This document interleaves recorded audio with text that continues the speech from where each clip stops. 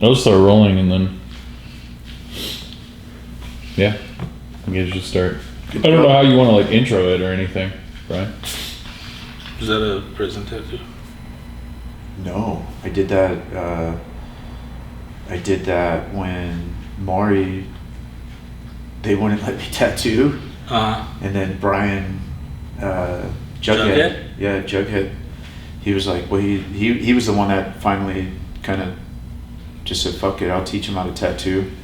And then we went over to that Main Street shop when Bobby and Maury opened that one. Did you ever see that one? That wasn't Raven, was it? Yeah. Okay. Yeah. It was right behind. It was like 3 blocks behind where the Raven was on the boulevard. And then so we went over there and did that. And then that was the first tattoo. Or was it the first tattoo? First or second tattoo that I ever did. I think. Somewhere around there. Yeah. And then after that, Brian just had me over there tattooing with him. Oh, right. So really? Just cut you loose? Yeah. Just like with piercings. Oh, okay. I fucking started doing the piercings. No, the only prison tattoo that I have is my back still. Broken Dreams? No, I have 2. That's on my stomach. I still have Peckerwood right across my back. Oh, damn. That's a hit at the pool. It was awesome. There's a big Rick Ross looking motherfucker that just got in the jacuzzi right before I left right now. Oh, really? Yeah, and I was getting out of the jacuzzi and I was like, oh, all right, it's cool. But where were you at, the hotel? Yeah, flipping Luke, doing pool shit with them. Oh, you got the family up here? Yeah, Oh, they're all over at the hotel. That's where that picture was. That was cool. from them over there. But all right, dude. So the usual. Where are you from, and how did you get to Vegas? I'm originally from Hesperia, California, and my dad moved us out here when I was in high school because he came out for work. What kind of work was your dad doing? My dad did frozen food and bonds. So that was early though. That was 95. I was 16, and he was able to get full time. They cut him back to part time in Hesperia, so he got full time out here. So he moved out here. Gotcha. And I came with him. And then just get right into it. What got you interested in tattooing? How did that come about? I originally got interested in tattooing when I was in junior high. We lived in these apartments, and there was some cholo kids. Well, they kind of wannabe cholos, but their dad had just got out of prison, and he was showing them how to make homemade machines out of motors and stuff. So they were doing tattoos on each other, and my dad told me, "Don't get one of those." He told me when I was old enough, he would sign for me to get one at a tattoo shop. This was out here, or in Hesperia? That was in Hesperia. That Okay. was what got me interested in it. So I was always kind of aware of them after that. And then when we moved out here and I was in high school, Nick Prince. Yeah. He was doing stick and poke ones on his arms, and then I was like, hey, I know how to make that a little faster for you. So he started going crazy on his arms, and then I was like, well, I don't know. At that point, I'd already gotten a professional tattoo when I was 16, so didn't have any more money for anymore. So I was like, well, I'm gonna do a few on myself. Who did that tattoo? Your first professional tattoo? I don't remember the guy's name, but it was Crossroads Tattoo on Bear Valley Road, I think it was. And Yeah. the border of Hesperia and Victorville. Mm-hmm. We just drove by there this morning. Yeah, so it's in a different location now. Okay. Because my mom still lives in Victorville, and I drove past it, and it's moved down a mile. There's a Walgreens in that shopping center, because it was right next to the bicycle shop. Yeah. We'd ride our BMX bikes and get parts and stuff. Gotcha. What did Nick start tattooing right out of high school? Yeah, so Nick, he got crazy with it. He was tattooing all our friends, and he would come up with the drawing on paper, and he would tape that to your back, and he would tattoo through the paper to get the general idea of the tattoo, and then he would finish it after the general idea was on there. So that was a stencil? I don't know if that's how he did it all the time. That's how he did my spine. But I think I remember there was some deodorant techniques Yeah. involved and stuff. But yeah, Nick was doing that, and he tattooed the shit out of our friends, man. And this was out here. This was up in Basic? in Henderson, yeah, Basic High School. Basic High School. Which is a weird name for a high school, but. And then Nick. So Nick, do you remember? Oh God, what was his name? The one-legged biker tattooer that worked at Sin City. the dude that came from like Europe.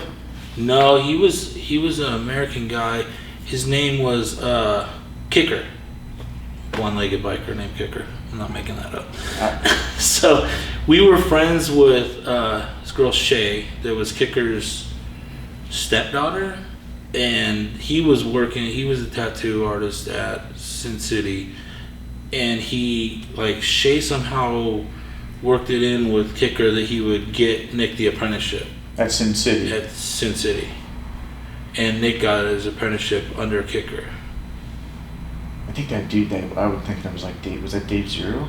Wasn't there Dave Zero? It was a Dave Zero, yeah. And he'd come out and work all the graveyard shifts at Sin City. Yeah. Come out for the summer or something like that. So then Nick got in at Sin City, and then how did you get in? It's kind of weird because when Nick was there at Sin City, he's like, dude, I'll get you a job. And I was like, I don't want to do that, because I was doing homemade ones out of the house. And even after Nick started at the shop, they wouldn't let him use his like Spalding and Rogers kit. They're like, no, this is garbage. I was like, and it was gross too. Like, I remember I went with him when he like brought his stuff in, and they all gloved up, and like it looked like a biohazard, like a hazmat thing, and so he sold that to me for I don't even remember. So Nick sold you his old shit. Yeah, his old shit. So I started doing it in my house.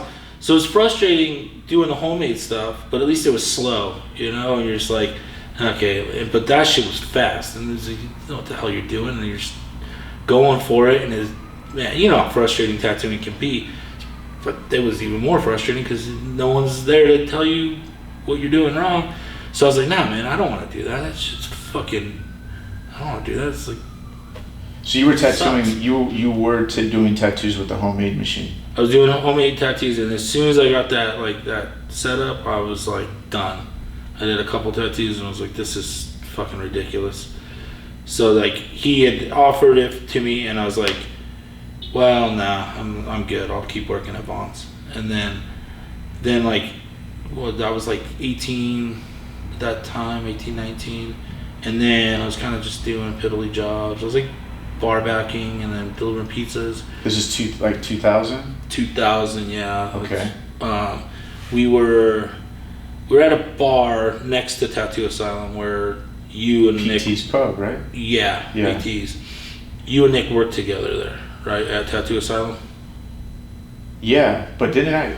Yeah. Yeah, you guys worked together briefly. So that was before you started. I was there before you? Yeah. Okay. So Nick, we were at the bar, and he's like, hey, you want an apprenticeship? And I was like, fuck it, I ain't doing nothing. let's try this out. Yeah. And then, so we got drunk, and then I just didn't show up the next day. And then I remember same bar 1 week later, and then he's like, hey, like, what happened to you? Mike was waiting for you. And I was like, I forgot. I slept in or whatever. And then he's like, well, I'll talk to Mike again, and but I'm not doing it again. Like, if you don't show up tomorrow, it's done. I was like, all right, whatever. So I showed up, and I was like, I'm gonna fucking go work for free. Apprenticeship, you like don't get paid, and I was like, man, I need money. But then when I was there, I was like sweeping the floors, and I remember that like I was looking around Flash, and there's like some cool stuff, and I was like, Mike had made copies of the Sailor Jerry books, and they were 8.5 by 11, so they're smaller than normal, but they were all in that top row in the lobby there. And I remember looking at those, being like, man, I want those on me, and I want to do those. And so like just kind of got jazzed on it, and everyone was there. You were there drawing and stuff, and I was just like kept coming back because I was like, well, I like this, I want to do this. And my dad thought I was a fucking idiot for working for free, but. So you were drawn to the traditional tattoos? In the beginning, really? Yeah. Okay. I was drawn to those And those are the first tattoos I did on Andy, and I did some traditional ones on him. But once like I got in there and you were doing all the new school stuff, I was like, well, fuck it, man. Like, let's do this new school shit. It's because I like messed around with graffiti in high school, so I was like, this looks like graffiti. Let's do it. Right. We didn't have much direction. No, we had Clean Rock 1 stuff in the magazines.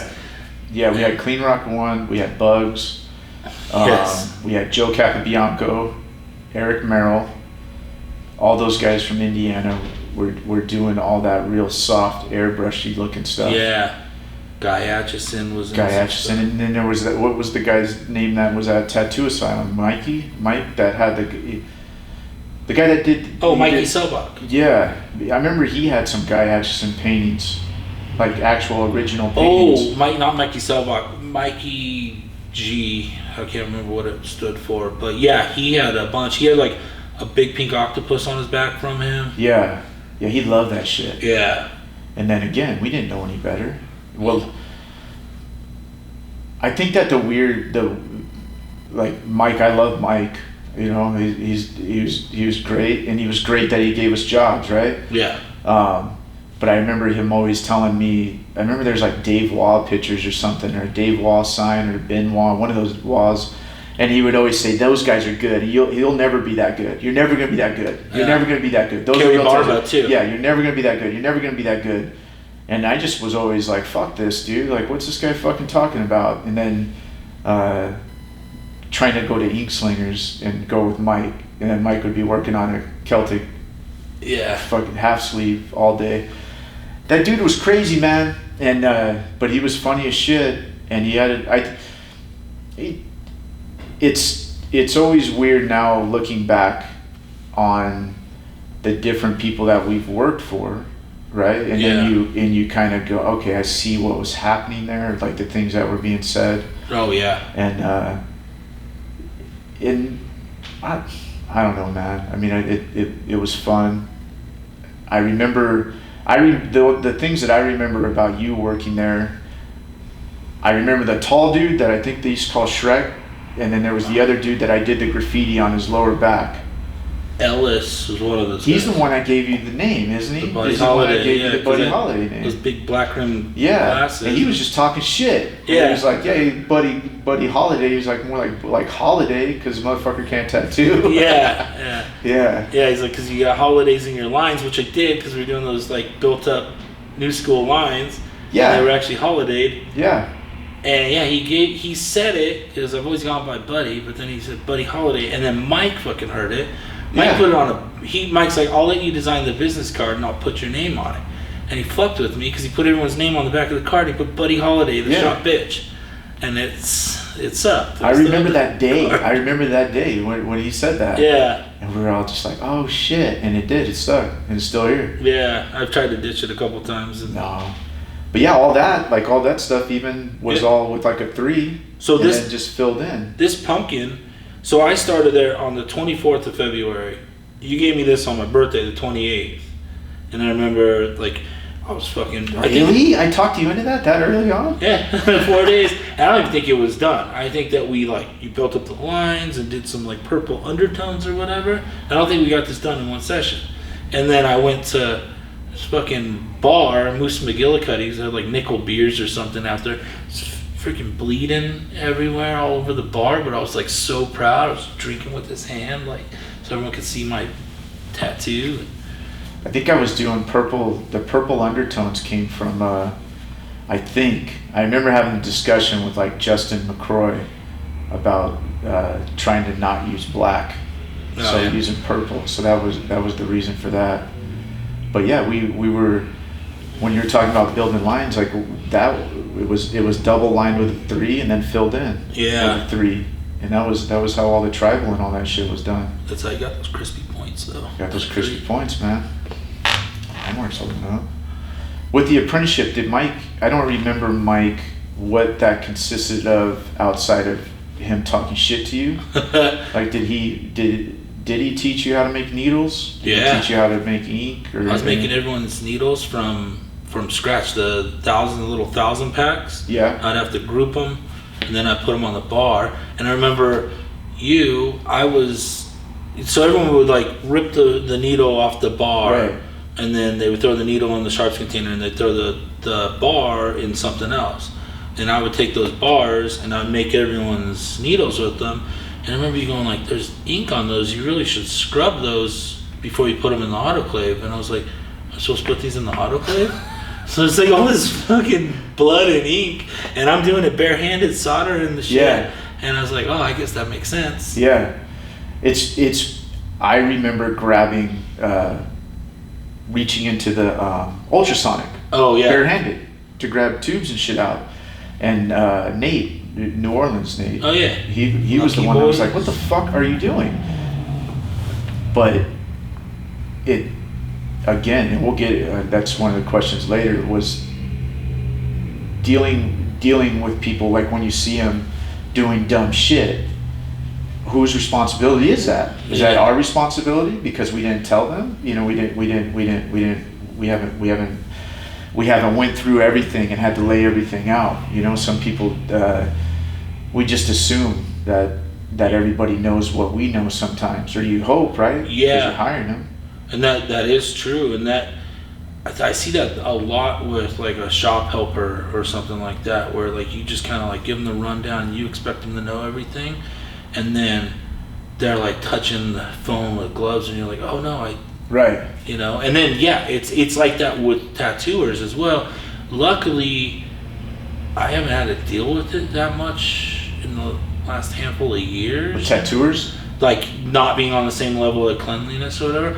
And I don't know if that's because like my paranoia has gone down and maybe I just don't notice it because I'm not as paranoid as I used to be, or if maybe with our rules and regulations out here, like maybe going to those bloodborne pathogens classes every 2 years like helps. I don't know. So you are weird about that shit? You got weird? I got Not weird for a long time Yeah. because remember Scott Hankins at he owned Ink World, or I think he still has the shop, Ink World in Coeur d'Alene. No. He like, you know, a good dude, man. Started as a piercer, so he had all that piercer like paranoia that they always do. Weird piercer shit. Yeah. Yeah. So like he was making those tattoo safety videos Oh, okay. where like it was before the internet, you know. So he was like trying to, and it was like this is great. It would get that in front of everyone, right? Like, Yeah. if tattooers gave a shit, but tattooers a lot of times will be like, "No, I'm not gonna watch that." So, for a while there, like those kits, like Spalding and Rogers and shit, were actually buying them off him and including them in their kits. How much of that though do you really think it? Because I get in this discussion a lot with people because sometimes I'll touch shit, like you know, you think that your fingers are clean, grab the phone and start talking on it or whatever. I don't know, and then I don't try to justify it because of course you can't be too clean. Yeah. But I guess when I started out, I didn't really get any of that. I didn't get any of the you know, wrapping shit. We didn't use barrier film or anything like that until 5-6 years in. I probably tattooed you without anything wrapped up. Yeah. You know, and it wasn't because I was doing it intentionally. It was just, you know, I remember dudes using the same razors over and over. Dude, I don't think that at Tattoo Asylum, when I broke people down, that I sprayed anything.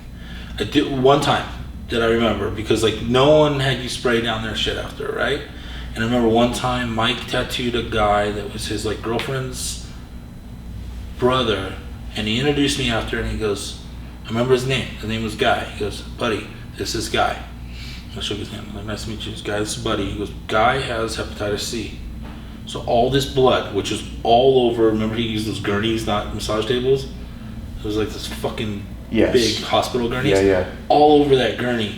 It's all this blood. And he goes, "Make sure you spray this down with that stuff over there really good, because he has hep C and you don't want that shit living on here." But you want to tattoo everybody like they have hep C. Yeah. Also. Yeah, so, exactly. So you have to. I think you have to keep that in mind. You have to keep I guess that's what it is if people, would you tattoo yourself with the same equipment that you're tattooing the last person that came in here. Right. And going for it in that way. So Mike did teach you that. He did teach you. No, he didn't. Okay. Sorry, Mike. It didn't teach me cleanliness. Yeah. I got all that, I believe, when I went up and worked for Scotty for a month. Okay. So Scotty got So he scared you then? He scared me. Yeah. And like Scotty he's nuts with that shit. Like I remember I was working up there for a month. I'd come in with my lunch and I'd go sit at the desk that was in the station I was using, and I would like go to the bathroom or something. I would come out, where's my food? And it was back in the office. It's like, oh, you don't eat in the workstation. It's like, oh, okay. Yeah. This is like super paranoid. Yeah. I guess there's a lot, and I have other thoughts on it. I don't think this is right.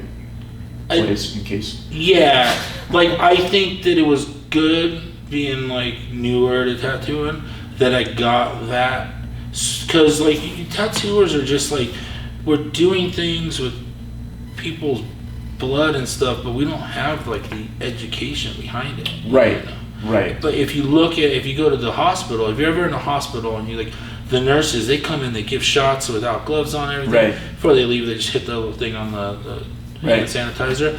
So that makes you wonder, those people have the education and they're not paranoid. Right. So that makes you wonder, and it gives you a little relief, but also you'd hate to be someone that gave someone something. Absolutely. I remember going to the health department here and getting my shots, TB shots, right? Isn't that what these do? TB and hepatitis vaccination. And the lady wouldn't, she wasn't changing the glove in between. And I asked her, I said, you guys don't have to change your gloves? And she said, this glove's for me, it's not for you. She said, so I'm protecting myself against you. And it's like, so, but you're not worried about me. Yeah, you're not worried about cross contamination. Yeah. And that one always stuck with me. I think that when you go to dentists and all that stuff, and the way that they're wiping their tools down and they're touching shit, again, it's not trying to justify anything or make anything better, but I remember the health lady with the hepatitis vaccinations.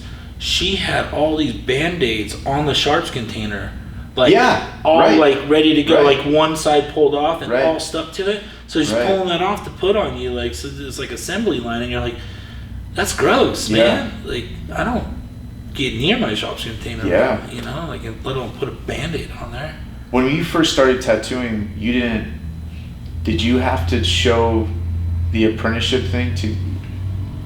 It was right before I left where we had to do like CPR. Is when all that stuff started. You had to do all the different tests. So did you have to do that when you first started tattooing? Yeah, I had to go take the test.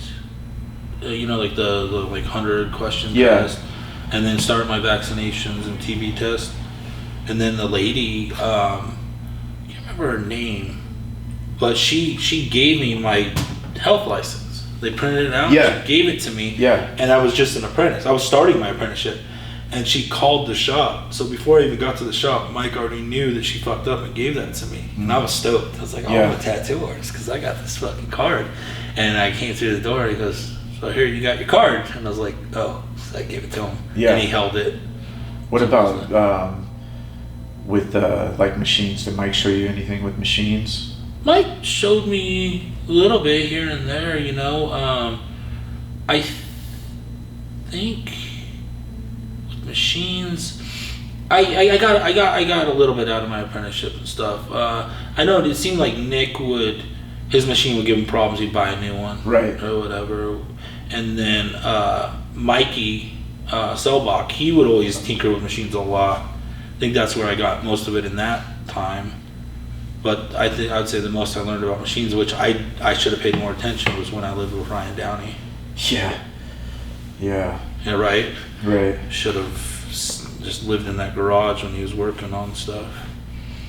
Yeah. Were you painting Flash? When did you start painting Flash? So I started painting Flash in 2003. So we were doing the color pencil stuff.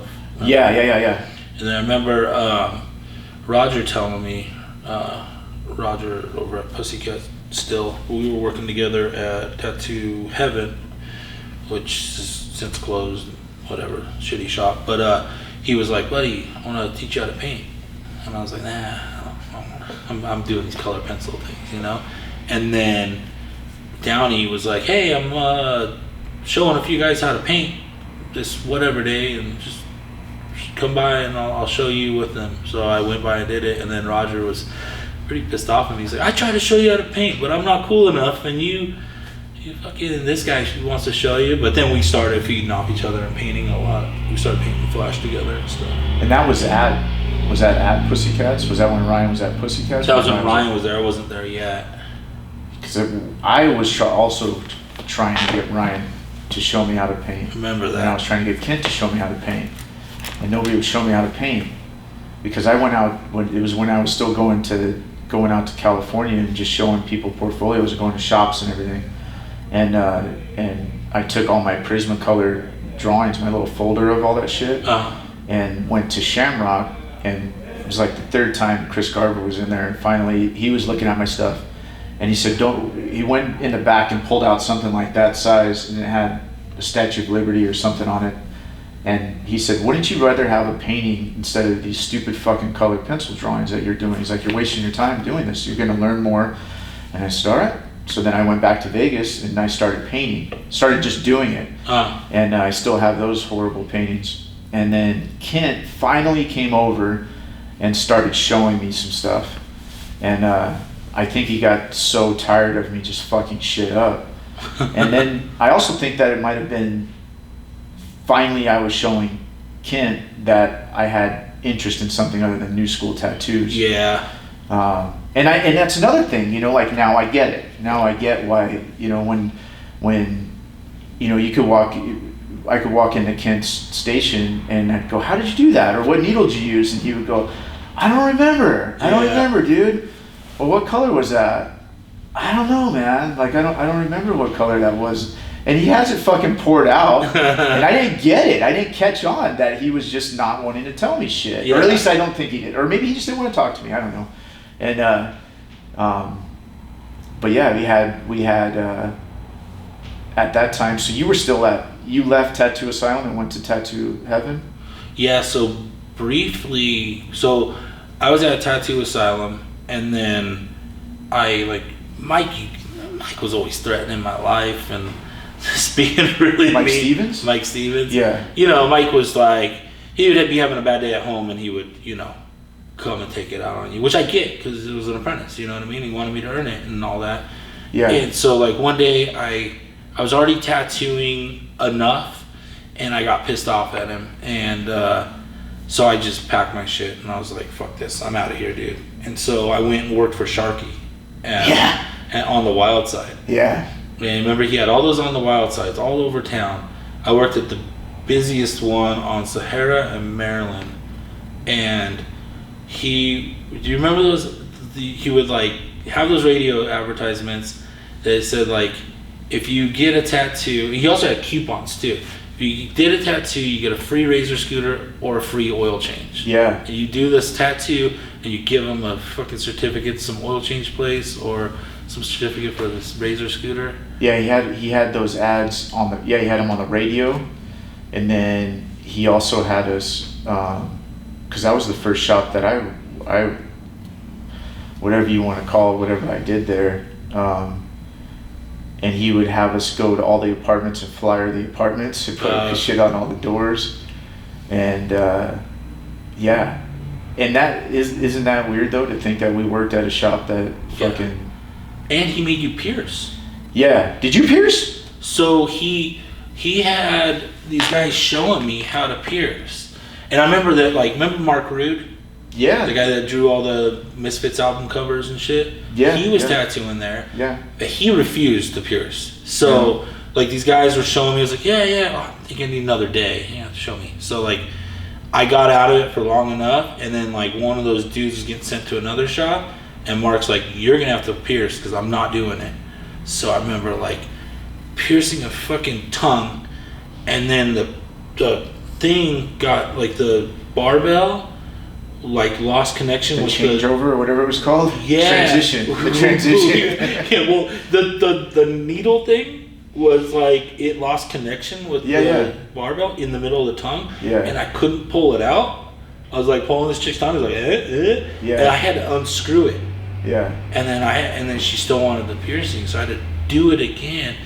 And then I remember just being like, fuck this. This is ridiculous. So I called Mike, and he's like, yeah, let's go get lunch. So I went and got lunch with him and his wife, Sandy. And so you're tired of it over there, huh? And I was like, I hate it. Give me my job back. And so like he made me buy him lunch, and then I got my job back. Yeah, Sharky was a...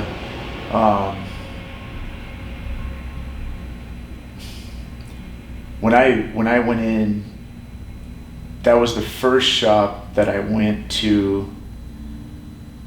That was the first tattoo shop I've ever been in. Was at Sahara in Maryland. Oh, really? Yeah, I went in there one night, and Samoan Mike was there, and because he always used to work all the graveyard shifts. Did you ever meet Mike? You met Mike, right? Yeah, I met him. Yeah. Super nice guy. Super nice guy. Nicest guy. Yes. Yeah, nice. Does. And I asked him about it. I asked him about tattooing, and I said, well, is it worth it? Like tattooing, is it worth it to do? And he was like, it's great, man, and it works for me, and that was it. So I left, and then I started calling all the shops on the phone book, asking for an apprenticeship, and Sharky was the one that said, yeah, come on down. And I was like, fuck yeah, I'm gonna go do this shit. And same thing, went and did that, traced all the stuff on the walls, made all the line sheets, and then sat in that little room and made all the needles. Yeah. And then yeah, started piercing. That dude Fred was there. Remember that dude? Fred. There was a dude named Fred that was tattooing and piercing. Mike knew him. I'm almost positive Mike knew this dude. Oh, yeah, Fred. Yeah. Yeah, he ended up moving like St. George or something like that, right? He moved to St. George with a lady that came and learned how to pierce at Wildside. She owned a pet store, and then she had the tattoo shop in the back. Yeah, that's Mike right. was bootlegging Flash. He was making color copies of Flash that wasn't his. It was like Cherry Creek and all that stuff, and selling them to her. Her name was Sue, I believe. Yeah. And he would go up there and work. Yep. And he was like teaching them how to tattoo while he was going up and guest spotting. Yeah, super nice lady, from what I can remember. I don't know if I ever met her. She was a nice lady. So then I had to get pierced also. And Sue... Oh, yeah, your thingy pierced, huh? She did it. Oh, okay. But when she did it, she also lost the connection. So the whole shop was standing there while I was getting my friggin' wiener pierced. And she kept trying to screw the ball on. And when she was screwing the ball on, there's like a clear membrane underneath your skin. So while she was trying to put this ball on the barbell, she was screwing it over that thin layer of skin. And nobody understood what was going on because nobody could really see it. Yeah. And that was that, dude. But yeah, when I worked there, I think I left Wildside with like 26 piercings. And I remember when we first started working together, you had your tattoo portfolio, but it had piercings in there. And I think your piercing on yourself was in there.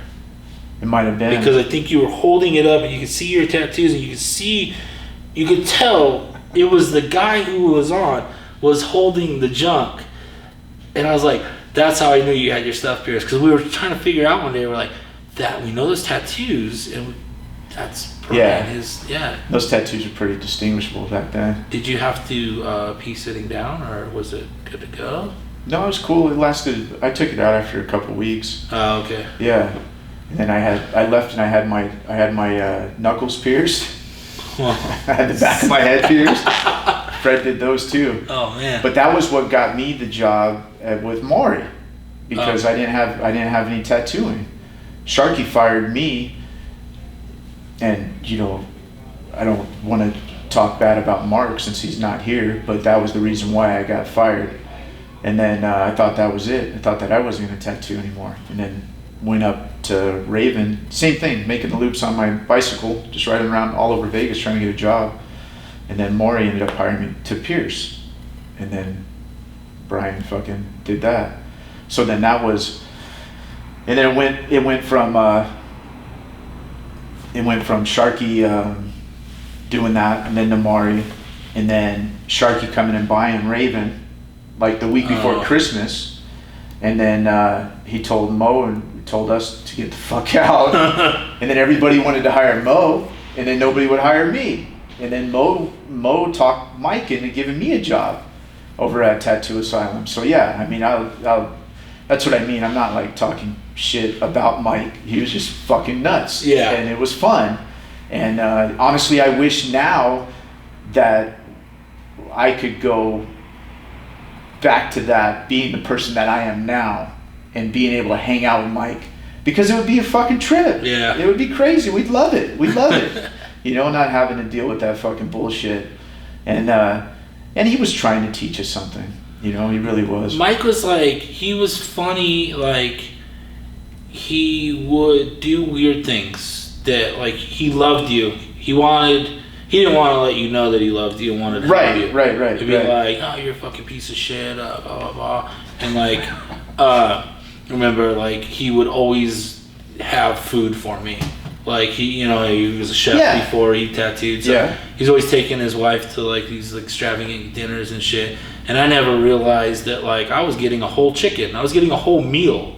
So he's ordering a whole extra meal for me. I thought it was leftovers. Yeah. So I was like, that's cool. Might give me fucking scraps. But it was fucking whole meals. And I found out later he would go and he would order me a meal. But he wouldn't want me to know he was being nice to me. Yeah. You know? And then, like, he would, like, make me draw something stupid and give me $20 so I'd have beer money, like, on the weekend or whatever.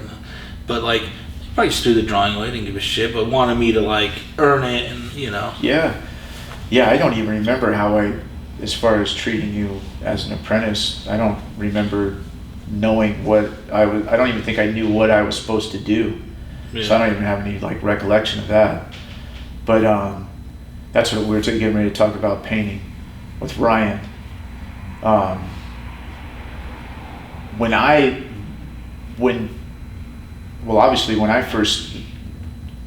first introduction to Ryan was the flash that Mike had, right? Didn't Mike have a set of Ryan's flash? And Eric Mosky stuff too. I believe that Mike had some of that, or that's what he was talking about. And I hated it. I thought it was stupid because we were doing all the new school stuff and thought that was the way to do it. And then when Ryan came over to Pussycat, and I started actually paying attention to what he was doing, and Ryan was making all of his needles were being made, and then he was painting everything, and it would, well, you doing better. Well, yeah, I mean, Ryan, remember, that's where I got my throat tattooed, in that station. I remember you telling me, like, Ryan moved in and all this stuff, because remember, Ryan was, like, larger than life. Remember, like, you would see Ryan out, and it was like, he would remember your name, and he would know who you were, and you were like, I don't know if it was the same for you, but for me, as like a newer tattooer and stuff, and he was like the dude in town, and I would be like, you'd be walking along in a bar with buddy, and he would, like, talk to you briefly, you know, and, like, stop talking to all these people, whatever, and, like, and you're like, dude, that dude knew who I was, and he was like, heard someone say he was a good showman, you know, because he always put it on and everything. And so, like, he had, like, a natural ability to sell shit. Yeah. So I remember you going, like, Ryan's starting here, and then you're like, Ryan moved his stuff in, and you got to see all the paintings he has. And I remember, like, he had, like, the ceiling done and all the old flash from the Pike. The walls were all decked out in that, and all his paintings and stuff.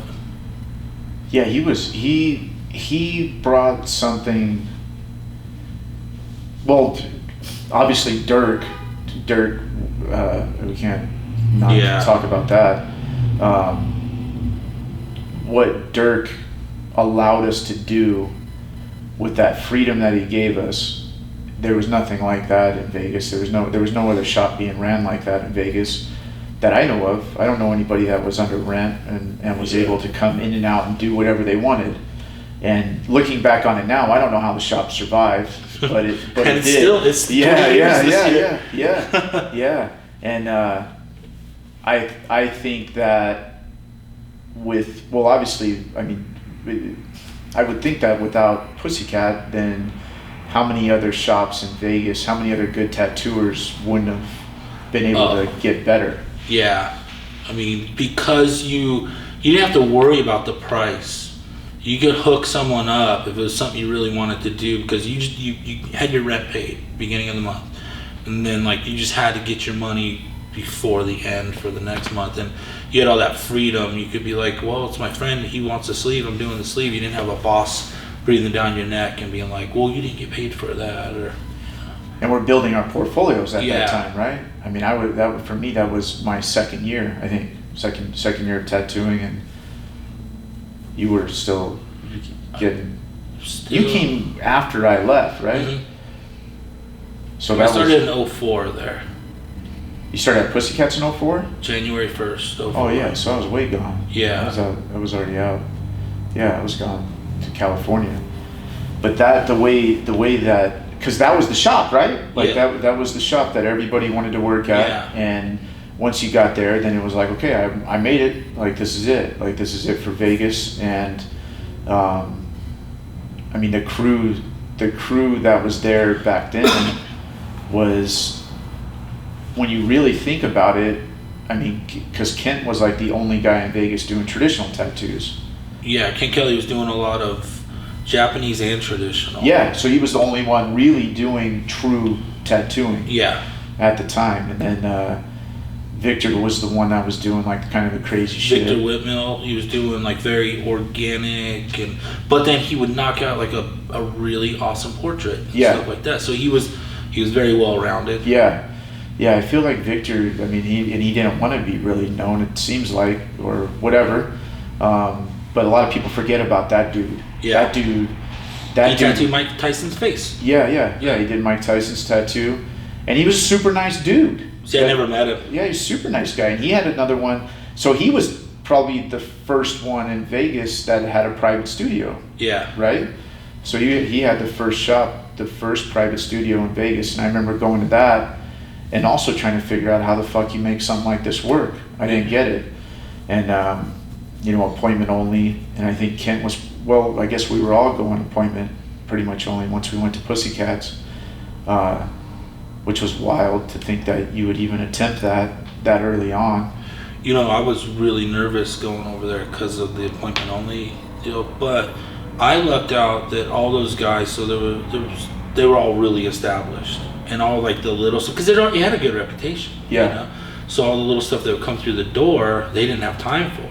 So I would get all that. Yeah. And I remember my first 3 days working there, because I was stressed out. I was like, I don't know what I'm going to do, man. I don't know how I'm going to pay my $400 rent on my room I'm renting off of Ryan Downey. Like, it's fucking, like, it was nothing. But I was stressed out because I didn't think I would be able to handle it. Like $2,500 in 3 days. And I was like, oh, this is going to work. It was crazy. It always worked out. It really did always seem to work out there. I don't know how, but it did. It always worked out. Everybody always, I don't really remember anybody ever really complaining over there, No. And I think that had a lot to do with Dirk and what Dirk was doing for us, because Dirk was, that dude would clean the shop. You wouldn't ever ask anybody to clean the shop. Yeah. And you'd show up and he'd already be there. You show up there early and he was already there halfway done cleaning the shop. The art shows that he put on, he was the first dude to put art shows on, the first tattoo shop to put art shows on Gallery that I of know of, Go-Go. right? Yeah. And even before Gallery of Go-Go, he was doing it. In the Funk House. Is that what it was? The little antique store? Yeah. Yeah. Yeah, he did that. Tattoos and Trash. Yeah, Tattoos and Trash was the first art show that I knew about was the New School Suits Made to Fit thing as a tattooer, and then Dirk shows. I didn't know anything about tattoo shows, and then that skateboard abrasions thing happened. But yeah, that was it. That was it for as much as Dirk did. I don't think anybody took it for granted, but he never talked about. He talks a lot, but he never talked about. And I think now, again, owning a shop and looking back at what he did for us, he went above and beyond what an owner really had to do. Yeah. Especially for paying rent, for having a shop where everybody's paying rent. You're supposed to make your own clientele. You're supposed to do your own shit. And that dude was promoting that shop and promoting us more than, as much or more than any owner that I've ever worked for has. Yeah. And so for me, I learned a lot, and that was definitely something that I wanted to do when I opened up a shop. But with Ryan, did you learn anything? Yeah, tons. Yeah. I mean, you talk about that suits made to fit, but he had 2 bodysuits in our house. He had Nate's. Yeah, and then he had a Dragon one out of that book, I believe. And then he had a Phil Holt sheet of flash that was in the back. Yeah. And I want to say he might have had another one out of there in the house I lived at. Yeah. But yeah, I learned a ton. Oh my God, like just little things. Like I would always paint something and bring it home, because even though we worked together, he was never working. You know, he's always working on machines or MIA. So I bring it home and be like, what do you think? And then he'd be like, well, you drew that rose all fucked up. And then he would show me how to draw it. And then like he would always like help me with everything, you know. I learned a lot off him. I kind of feel like after my apprenticeship, you mentored me, and then he mentored me. Like those, like I think also because of that timeline where I was still so green, you know, that those, like I got like a few mentors, and he was one of them. You were one of them. Well, we were always, but at that time, I also remember every tattoo that we did, we were pretty much, as soon as we developed the film, we were showing each other, right? Yeah, because you couldn't just text it. Yeah, so we were always figuring something out every time. I feel like every month we were learning something new or trying something new and trying to figure it out and make it work. Yeah. So I think that was a really good time for us to get that going. And then I think Ryan had so much information for us that we didn't even know how to process it. Oh yeah. And we didn't understand it, and we didn't understand what we were looking at. And I think, again, now, if we had that opportunity, there's so many people that could learn so much from that dude back then. And the ones that did, I think, changed tattooing after, what is that, like 2008, about like when people started kind of branching out and doing their own thing. And I think a lot of that came from, once like Kent open up with Bundy? Or no, Kent went open and then Bundy came out? So Kent left Pussycat, and that's how I got my job there. Oh, okay. But we had an overlap of a couple months. So I got to work with him briefly, which was really awesome. And I remember him always yelling at me about not answering the phone. Well, not really yelling, but being like, you work here too, can you answer the phone? And I was like, okay. Yeah. But, you know. And so, like, he moved to Grover Beach, opened a shop out there. And I think that they didn't really like it the way they thought they were going to. So he moved back and opened Stay True. And then that'd have been probably 05, 06 or something. And then Dave was there. Dave Logue, and he owns Massive Tattoo now. And Ray J was there? Ray J came after I'd been there probably a year or so. Is Ray J still there? Ray J's still there. And Rogerio's still there? Rogerio Silva's still there. You had, before I worked there, I don't know if you worked with him, Jesse Tuesday?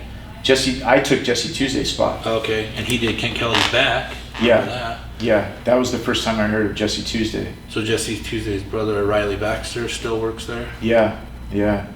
Guess I should probably talk to him too, huh? Riley? Oh yeah. Riley's awesome, man. Yeah. He's got some rad stories. I know, all those crazy things. And then Ryan Downey, he went off to open a couple shops briefly. I'm trying to think who else branched out from there. Aaron Neiman. Yeah, Aaron. Heritage, and that's where Kent Kelly works. And Brett Rosepeiler worked at Pussycat. He works for Aaron. I have such a bad memory, but. Well, then Aaron, the people that were there continued to do, I feel like, solid tattooing, and they didn't try to do any bullshit. Yeah. Like, I haven't met anybody that worked there that went and just, did the gimmicky thing. I don't think. Dirk wasn't going to hire some dude that was going to do color portraits. Right. Well, plus that wasn't around then. I think that I was probably the closest thing that he hired to just somebody that didn't really fit the... Yeah. I didn't fit that. I mean, really there was no reason for him to hire me, but he did, so I'll always be fucking very grateful for that. I'm sure everyone kind of felt that way when he hired him, It's like you're trying to fill some big shoes. I mean, I was getting hired to take the spot that Kent Kelly had. Right. Like, how do you can't fill those shoes. Right. Yeah, and Kent was good. I mean, the learning so much from him, and then not even just learning from the people that he was getting tattooed by. That's why I went and met like Chris Gardner, and then him talking about Bob Roberts and Baby Ray. So all of that shit. And that shop had so much going into it.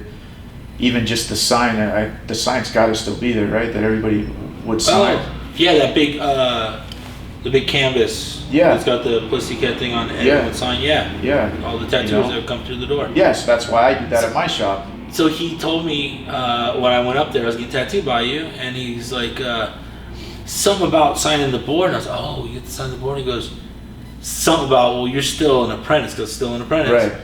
Well, once you're not, you can sign the board. So he was like welcoming, it's like, you will one day, you'll sign it, but Yeah. He was always welcoming. There's nobody that ever walked into Pussycats that felt unwelcome. Yeah, but for some reason, I was intimidated by him. Well, we didn't know any better. He's a very serious guy. Well, so that's what we have to think about, right? Yeah. So that's what we have to think about when people come into our shops. Yeah. Is that it's their first time coming into these shops, and so we have to just say hi. We have to. That's definitely a big thing with owning a shop. Yeah. Or are there other things that you kind of, maybe you like dumb shit that you would do, and now that you own a shop, you feel like you have to set an example, so you... Yeah. Oh, God, just tons. Like, I remember, like, just blowing off appointments, calling someone and being like, hey, like, I'm sick. You did that? I did that for what? But I've learned that from Ryan Downey. Oh, yeah. So, and then... Yeah, that was probably a really bad thing that you learned from him. Yeah, so I was like, I can't do that. Like, if I'm gonna, like, ask one of these guys to, like, or all my guys to come in every day that they're scheduled, like, I gotta do it. Yeah, that's crazy, man. I've only flaked on 2 appointments the whole time I've been tattooing, and they were both with the same person. Accidentally, really? Yeah. Oh, yeah, accidentally. I used to do it so much. Oh man, yeah. Ryan definitely was a big ass flake, but yeah, he's probably the most overall, all around, most talented tattooer that I can think of that might have ever worked in Vegas. Yeah. Like all around true tattooer that did everything and knew everything. The most well educated in all aspects of tattooing. Yeah, like with machine building, painting. Flash, history. Yeah. Everything. So yeah, I think we definitely all owe a lot to him. Yeah. I'm not texting people, I'm looking at questions and shit. But I mean, when you get into that, I think Kent Kelly as well. Kent, yeah, you're right. And maybe Kent just wasn't as free with his information. And again, I don't fault him for it at all when I look back on it now. And there's a lot more that I could have learned from Kent if I knew what I was looking at. Yeah. And the same with Smiling Paul, the same with Bub, the same with all these dudes that I just thought didn't know what I was trying to do. So when that's the other thing, like hiring people and trying to get the same crew, the same standards, and now hiring people, how do we make sure that we're not contributing to the problem, I guess, or if there is a problem, maybe there's not a problem, I don't know. Yeah. I mean, I drove up Tropicana today, and just from, Nellis to wherever I turned at, Maryland Parkway, I think I saw 7 shops and 7 different, strip malls. Yeah. And then we walked through the Mirage, and I saw Mario Bar's fucking shop in there. Yeah. Which, you know, was awesome to see nobody in there getting tattooed. But like, this shop is the opposite of that to me. Oh, you know, you don't have to say anything, but I that's just the way I feel. I feel that I don't know, was there any other shops in Vegas that were like this besides Ryan's? And Ryan's wasn't even, he had a ton of flash, but so I just copied Ryan's idea. So we used to do a lot of conventions together, him and I, and we would be driving, and he was like, I'm gonna own a shop. All my guys are gonna be required to paint a sheet of flash every week, and that thing's gonna be all originals. And then he opened his shop, and things happened the way they did for him, but he never made that happen. He did have it decked out in flash, but a lot were copies. So I was like, I just fucking just copied his idea and went with it since he wasn't able to, you know? It's pretty overwhelming when you see all of this flash, because it's definitely something that I've even like aspired to do, and I'm not even anywhere near it. But this shop, and then the old Liberty that just closed down in Seattle. This shop, that Liberty, and Classic Tattoo in Fullerton are probably my favorite shops that I've been in. And then, so now I feel like there's other shops that are trying to not duplicate this, but there's a lot of people going for this look, it seems like. Yeah, and I wouldn't say I was the original, you know? I mean, like, opened in 2008, and I know that, like, those guys at Smith Street opened the same year. Oh, yeah. A little after, yeah. and they have a similar. Yeah. And I know, but yeah, it's as traditional gets more and more popular. I mean, it's always been popular, but you know, it's more. I notice more of the young guys getting into tattooing. That's what they're really, younger guys, what they're really into, and that's what they're putting in their shops and stuff. But I don't think. I mean, if someone's gonna do it and put in the work, that's awesome.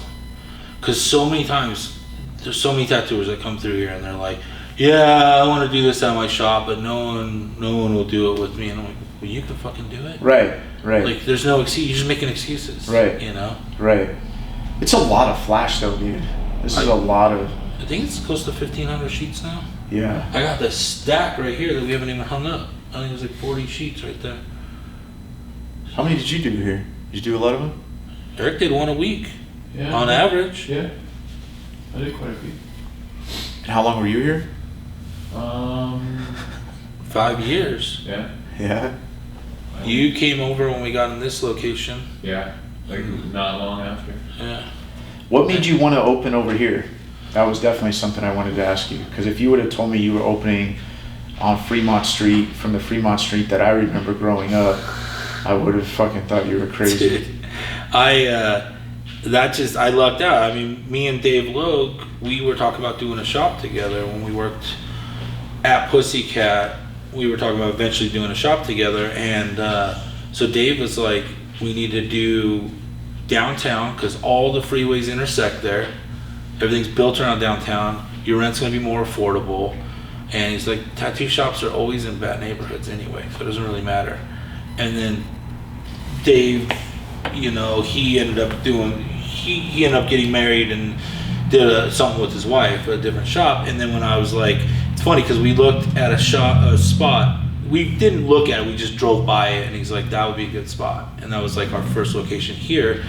And then it didn't happen with him and I, but then I was driving around and I was like, I was ready. And then so I got my two sisters on board, and they're my business partners, and they were like, let's do this, So I was like, I'm gonna find a spot. So in that same strip mall, it was a better location because it was on the corner. I was like, fuck, that's the spot. So then like I looked at it and was like, cool, like send me what Dave said. I pitched to my sisters. I was like, all the freeways intersect, it's more affordable, blah blah blah. And then I called Dave all excited, and he goes, why would you want to open down there? It's the fucking ghetto. Yeah. And it's gonna be hard for all your people to get to. And I was like, you told me to fucking, and no one's had a problem coming down here because Yeah, it was gnarly though, man. yeah, and that was 2008, and it's cleaned up a lot. And I remember, like, it was not uncommon for you to come to work and you go to, like, open the back door and there's a pile of crap there. Right. Human crap. And Eric had to clean it up a bunch. And remember, Eric, that guy living in the abandoned house across the street? Uh-huh. He was living on the patio. Yeah. It's like all kinds of crazy shit. Yeah, I loved going there every time. Every time I came out, it was great. And I was always just bummed that I didn't bring a video camera. Yeah. And the payphone across the street. Yeah. Is the payphone still there? No. They take that down. Yeah. I remember the payphone didn't work for a long time, but people would still go up and act like they were talking on it because they were like, I think they were just killing time doing drug deals and shit. So, like, you'd be like, that thing doesn't work. And you guys are talking on it. Now that it's all changing with the neighborhood, do you feel like, are people coming down, walking down to get tattooed? Are they coming from all over? Or what we got locals, or how's the shop operating? I would think a big majority of them are from out of town. Yeah. They find us online, like with the reviews, and Instagram's been a big one lately. So they're coming from all over the world. It's pretty cool. And they do, a lot of people will say that our location, was part of it. Like they were staying up on Fremont Street, so they could walk down here and all that. Do you think, I don't even know how many tattoo shops there are in Vegas now, but are a lot of them relying on appointments, or are they also relying on walk-ins? I don't know. I'm just over here doing my thing. Yeah. If I had to guess, I would think a lot of them are relying on appointments. But I think right now with the internet, you can have a shop in the worst location and do really well. I don't really think the location matters if you're real popular on the internet and stuff like that. But people are good at it, man. Yeah. They're good at it. Like the shop we were talking about earlier, they make that shop look like it's a standalone building to me. Like you would never think that it was next to whatever, like a paint store or 7-Eleven. Yeah. And so when you show up, you're, I don't know if people are surprised. I mean, here, you know where it is, the location. To me, it's almost like a relief once you get here, or at least from what I knew of this area, because you get over here and then you're like, oh shit, okay, this place is nice. And then now what they're doing with like the coffee shop, which is crazy to me that there's a coffee shop over here too, or bars where people can sit outside and have drinks. You didn't do that. Yeah. You couldn't do that, or at least growing up. I don't know when that all changed, but you were asking for it, man. Yeah, I would think that. I talked with Ryan about it recently. That back when it was really bad. So like in 2000, when I was bar backing, I was at the El Cortez. There's no way. I didn't even I would park at the parking garage and I'd go in. I wouldn't venture around because there's pimps, hookers, drug dealers, drug addicts. All that shit. It was rough. And then when I opened up, it was just kind of stayed on that block. Between that block and like the Fremont experience. And then so it was like us. We were down here whatever. We came down here. The Griffin, that bar, is still there. And then I don't know. The Beauty Bar was, but it closed. That was like part of the beginning of it all. Eric, do you know of any other? There was a guitar shop that closed down. But the barber shop too. The barber shop in our old plaza, a cut above. Those dudes have been here for a long time, and they always they kept that whole block going. They're still keeping it going. How do you feel now? Because people have left here and opened up shops, right? Yeah. Like multiple people. So how do you feel now with that? Not in a bad way, but again, like looking back. Looking back, I could see. Man, it makes me feel bad for Dirk. Right. It makes me feel bad for Dirk because, he gives you a job, gives you a chance, and then you build up your skill set, you build up your clientele, and then you're paying him back by just scooting out. Right. I mean, I feel like that with. I mean, it sucks to say that usually, I'm bad with things, and I tend to blow up people when things are going wrong. So like sometimes it didn't end well between me and guys, and then they go open a shop and we're not friends anymore or whatever, you know. But also some of these fucking guys, they come in and they like. I don't want to sound cocky, but my shop has a good reputation, right? So people know they come to the shop and get good tattoo. So these guys want a job here, and they ask me for a job. I give them a job, and they reap the benefits of, you know, doing our clientele and stuff. And they're like, well, I built up my clientele. I moved to town with no fucking clientele, or I asked you for a job and I was just starting out, and now I built my clientele, so fuck you, I'm out of here. And it's like, well, what a way to repay me, you know? Like you were sitting here doing all my tattoos that came through the door, and as soon as they're your tattoos, you just leave, you know? And it's that shit. That's just annoying, and I guess I get it because tattooers are tattooers, man. And I don't think that. I think in any industry, you're probably gonna have those shitty type of dudes. Yeah. It's I guess it's a weird one because it's not like we ever had any like ever thinking of doing Dirk wrong or doing any of these guys wrong, you know. But yeah, now owning a shop, you think about that, you know, you think about that shit. And I also think though that by running a shop like this, or how I think that I run my shop, is paying Dirk back, is paying, you know, Bub or Paul or these guys that said shit, and then you being able to carry that on. I think I think, you know, I don't know. I mean, it maybe that's just me. At least that's why I do shit the way that I do it. That makes sense. And I stick to that because that's how they would do it, you know, or that's how. I mean, obviously, you know, you hear the old stories about how things were early on out here or anywhere in tattooing, and for that we had it easy, you know, we really did. And I think a lot of people had it easy, and honestly, a lot of who the fuck wants to go back to that? Yeah. You know, really. I mean, it's so far removed from what times are now that it you can't even. I mean, you can't even like call somebody a name. Yeah. And I mean, we have to watch what we say. We have to watch how we treat people. Not treat people, but treat, you know, our employees, you know, people that work for us. So that's the other part, you know, weeding that out. But yeah, I think about that a lot, man. I think about how we can repay these dudes or what, and you see it happening all the time. You see people just leaving, and I haven't had anybody open up a shop on me yet, or leave and open up a shop. But I knew that you've had quite a few.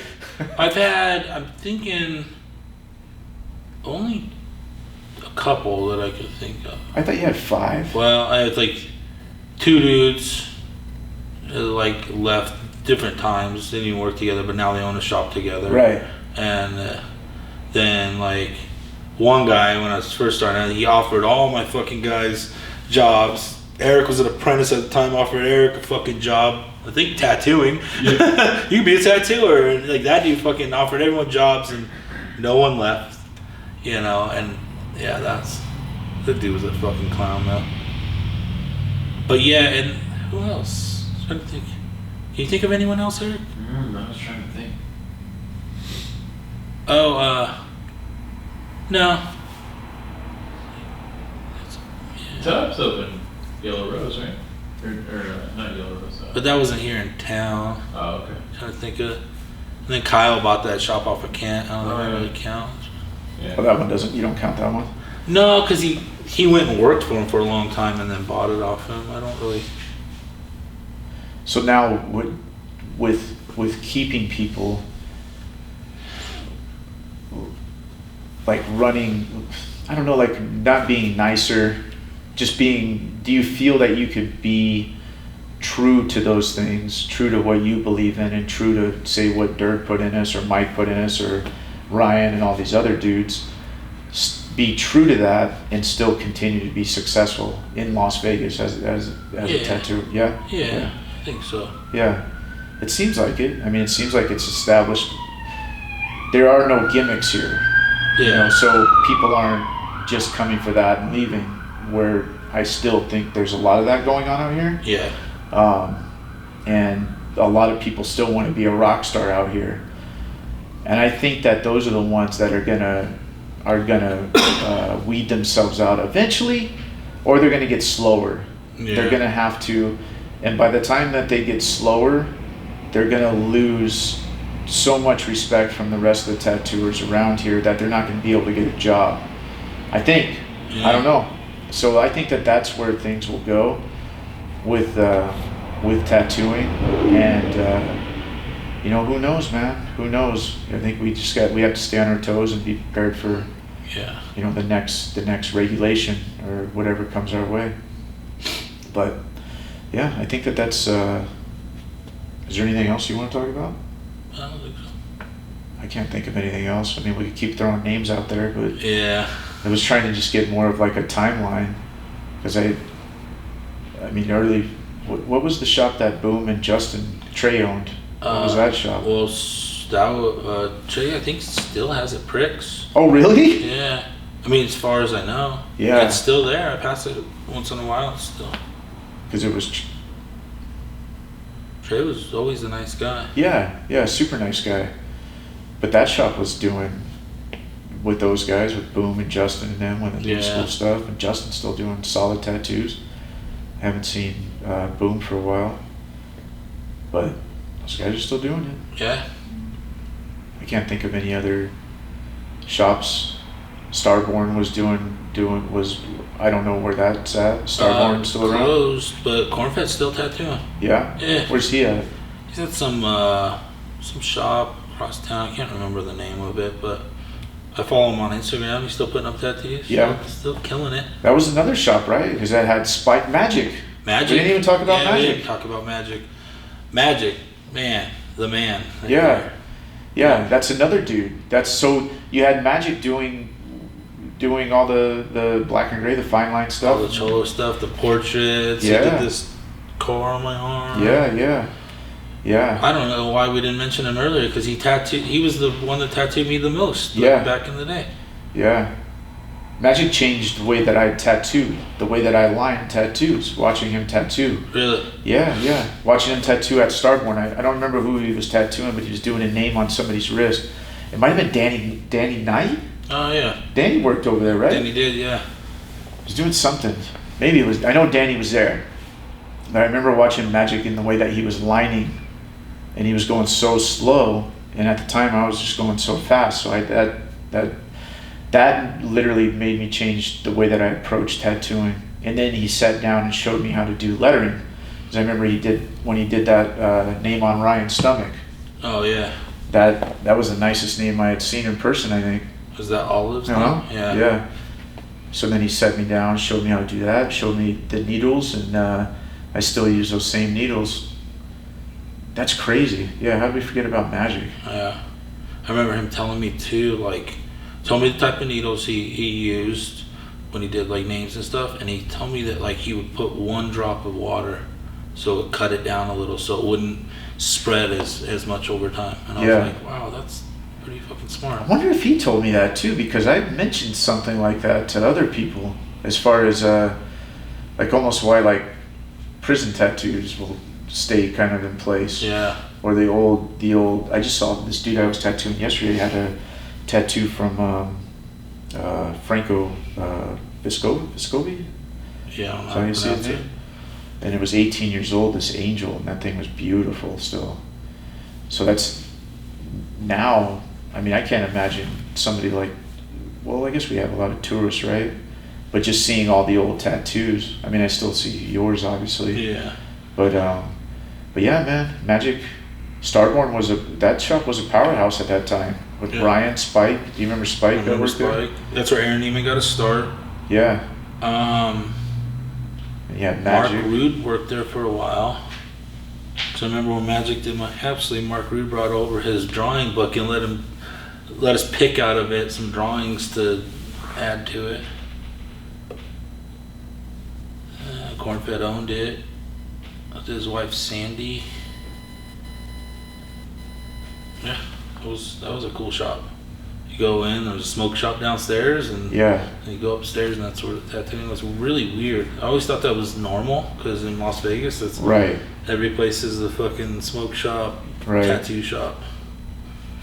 But yeah, I think that covers our time, Yeah, the 2000s.